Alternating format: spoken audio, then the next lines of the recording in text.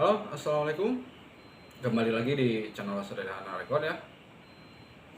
Di video kali ini kita akan melihat klarifikasi dari seorang Rocky Gerung ya. Jadi bagaimana klarifikasinya? Kita langsung ke videonya, oke? Tapi orang nagih lagi tuh, bocornya seberapa sih, seberapa dramatis atau seberapa heboh peristiwa di panggung iNews itu. Buat saya hal yang nggak ada gunanya sebetulnya, karena saya tetap di dalam kondisi untuk terus mengucapkan kritik, dan sangat mungkin peristiwa yang sama juga akan terjadi di stasiun TV yang lain dengan orang yang sama atau orang yang berbeda atau dalam situasi yang berbeda.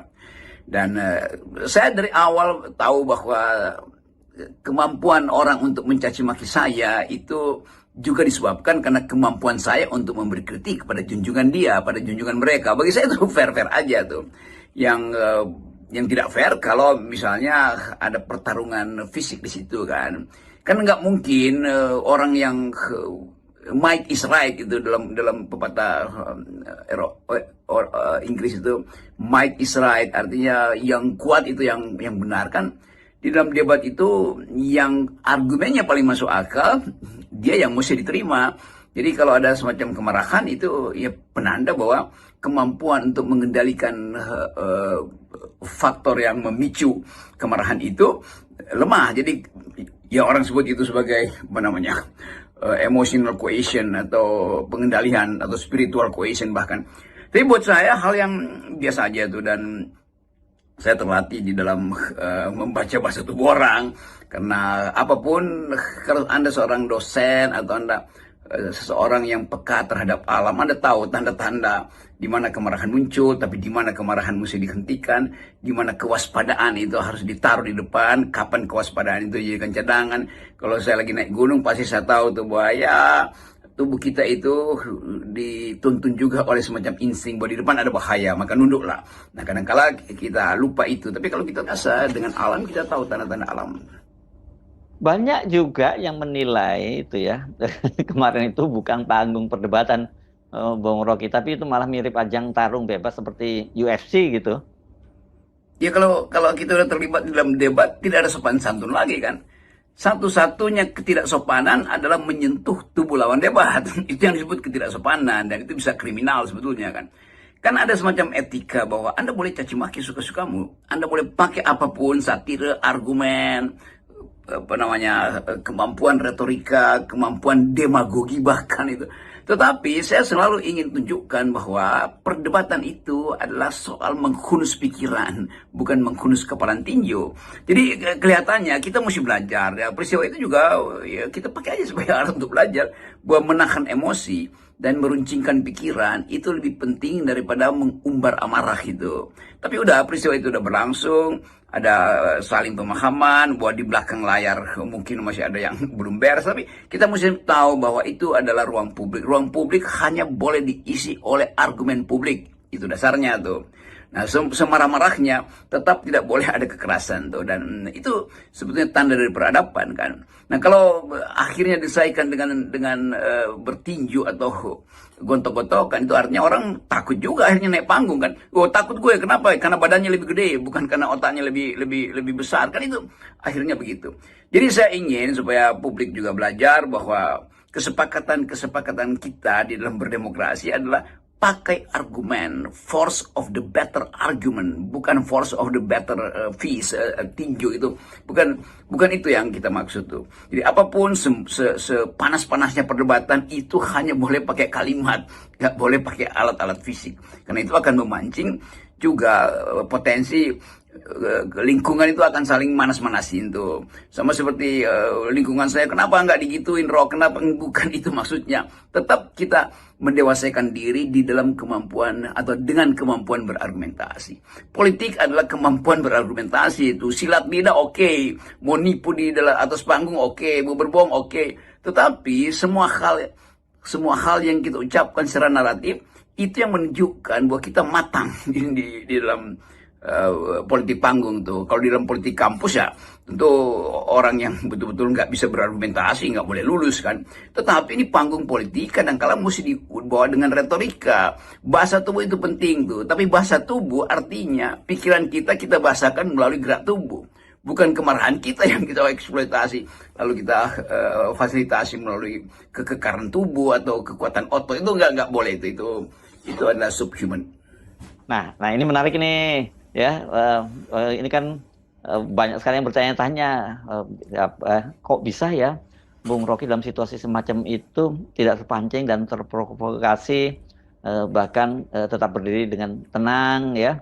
Malah ada media yang melihat Anda menangkap Anda itu masih senyum-senyum gitu, tapi ada yang nyebutnya ngakak. Saya kira nggak ngakak ya, pasti Anda waktu itu senyum-senyum saja ya. Ya karena basis pemikiran yang Anda sampaikan tadi itu menjelaskan mengapa itu terjadi ya. Betul, saya sendiri memilih cara untuk berargumentasi dengan kapasitas akademis, dengan mengerahkan pengetahuan saya yang mungkin tidak lengkap atau kurang, yang tentu saja terbatas juga. Tetapi dengan maksud pedagogi, bukan demagogi. Saya ucapkan banyak konsep dalam semua forum. Karena saya ingin ada orang yang mampu juga untuk mengulik-ngulik nanti satu istilah yang saya ucapkan. Sengaja saya sering tidak menerjemahkan ucapan itu supaya ada keinginan dari milenial atau bahkan mak-mak yang kadang-kala biasa, maksudnya apa sih ini Bang Rocky atau Pak Rocky itu? Ya, tapi saya udah coba cari nggak ketemu. Saya jelaskan lewat WA group misalnya. Tetapi intinya adalah di dalam diskurs demokrasi kita harus biasakan supaya setiap peserta perdebatan itu mampu untuk mengevaluasi diri dan mampu untuk menghasilkan diskurs akademis. Itu intinya. Politik disebut politik kalau ada keindahan puitis di dalam berbahasa, dalam retorik, tetapi juga ada ketajaman intelektual. Kan itu intinya begitu. Nah itu yang ingin saya tularkan sebetulnya, dan saya berterima kasih karena seperti istilah kemarin fakta sunt servanda, akhirnya saya diserbu oleh mahasiswa hukum untuk minta terangkan ulang dong apa itu fakta sunt servanda. Karena ternyata juga banyak mahasiswa fakultas hukum yang tidak dibantu oleh dosennya untuk mengerti istilah fakta sunt servanda itu, dan memang banyak dosen juga yang salah mengartikan itu. Misalnya istilah a fact must be served, fakta harus perjanjian harus dilakukan sebagai undang-undang, ya itu ada di dalam hukum perdata. Tetapi prinsip itu juga bisa diperluas ke wilayah hukum pidana misalnya sebagai prinsip, bukan sebagai hukum positif. Dan poin-poin itu yang sering kita lupa untuk diajarkan pada mahasiswa kita di Fakultas Hukum kan. Bahkan harus lebih lengkap dikatakan bahwa fakta sunt servanda sebetulnya ada prasyarat setelah itu, yaitu rebus sic stantibus, kan itu bahasa Latinnya begitu. Rebus artinya res, hal-hal, sic artinya masih, stantibus artinya stand still, masih berdiri di situ. Jadi kalau saya terjemahkan misalnya fakta sunt servanda rebus sic stantibus artinya perjanjian harus diwujudkan hanya bila keadaan yang diperjanjikan itu masih sama. Itu kira-kira maksudnya. Dalam ekonomi ada istilah ceteris paribus, sama aja pengertian itu. Jadi kita sekaligus juga mengajarkan mahasiswa kita atau orang yang ingin berpikir untuk cari istilah itu apa sebetulnya. Dengan itu kita perkaya narasi kita perkaya kemampuan deliberatif kita kan. Jadi itulah fungsi pedagogi yang saya lakukan setiap kali ada perdebatan. Tapi kalau soal debat yang memanas dan berakhir dengan adu jotos, kan itu sudah sering kita lihat Bung Rocky di beberapa parlemen itu di negara-negara lain, beberapa negara tetangga juga pernah terjadi gitu ya. Di DPR kita juga sebenarnya pernah terjadi, tapi nggak sampai adu jotos massal seperti di parlemen negara-negara lain. Ya, kalau kita keluar bertemu dengan teman-teman di Eropa atau di Amerika misalnya, mereka sering menganggap bahwa mengapa di parlemen Melayu itu atau Asia, di Taiwan, di Cina, Jepang juga kadang-kala masih ada, di Thailand itu dipertontonkan perkelahian di dalam ruang sidang itu. Ini kan juga beberapa munas partai atau ormas atau OKP di Indonesia kan itu lempar-lemparan kursi itu dan teriak-teriakan di situ kan. Itu juga penanda bahwa kematangan kita untuk menghasilkan formulasi pikiran itu kadang-kala tercegat karena kegugupan kita, karena bahasa tubuh kita itu lebih dahulu menguasai kita ketimbang akal pikiran kita kan. Jadi kalau kita mungkin saya perlu kasih semacam kursus debat atau kursus argumentasi pada caleg-caleg atau anggota DPR yang baru atau bupati segala macam, supaya juga kita bisa mengerti bahwa keindahan politik itu adalah di dalam percakapan intelektual. Itu intinya kan. Dari awal kita tahu bahwa politik adalah mengucapkan pikiran itu. Kenapa kita berpolitik? Supaya kita hindari pertempuran yang sifatnya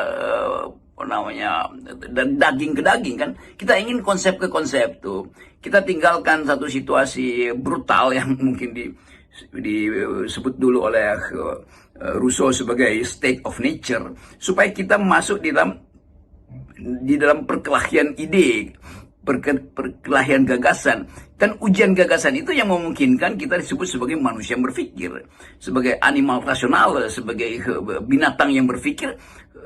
Artinya manusia binatang, tetapi beda dengan binatang, dia berpikir.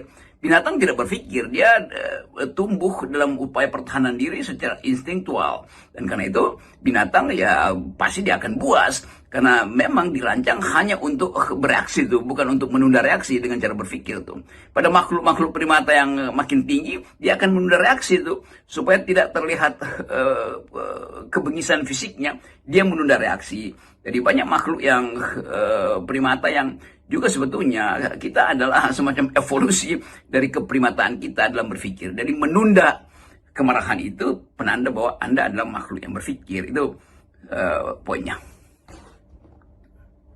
Tapi ini ya Bung Rocky ya, kalau kita runut secara sosioantropologis itu ya, kultur gampang marah atau sering disebut sebagai amok, itu kan itu sebagai sebuah ciri-ciri yang sebenarnya sudah lama dikenali, sejak lama dikenali oleh para Health provider. Pagi Bu, apa kabar? scholar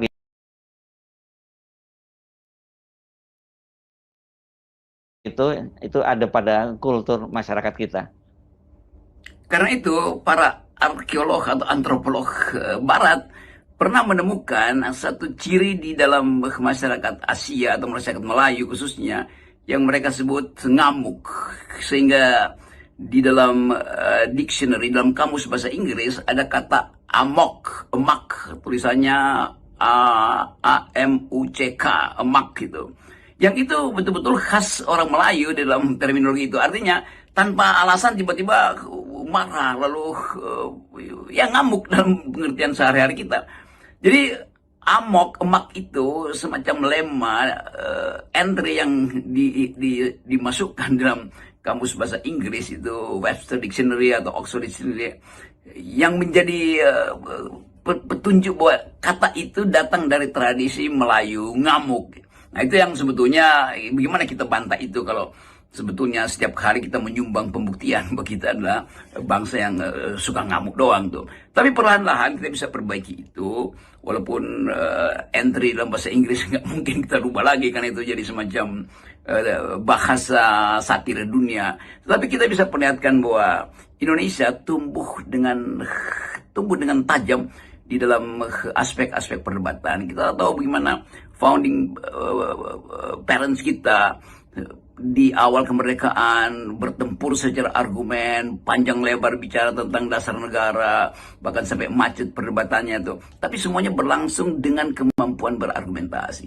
Jadi saya kira kita kembalikan politik ke dalam wilayah argumen, bukan wilayah sentimen. Apalagi sentimen yang menghasilkan peluang untuk ngamuk di atas panggung. Itu saya kira itu. Ya udah, yang kemarin itu kita jadikan pelajaran supaya ada pertumbuhan ide pada kita bahwa politik harus diasuh dengan pikiran, harus diasuh dengan ketajaman pikiran, bukan dengan kemarahan, dan apalagi kemarahan yang dimanifestasikan melalui gerakan-gerakan fisik yang kadang-kala justru terlihat lucu itu.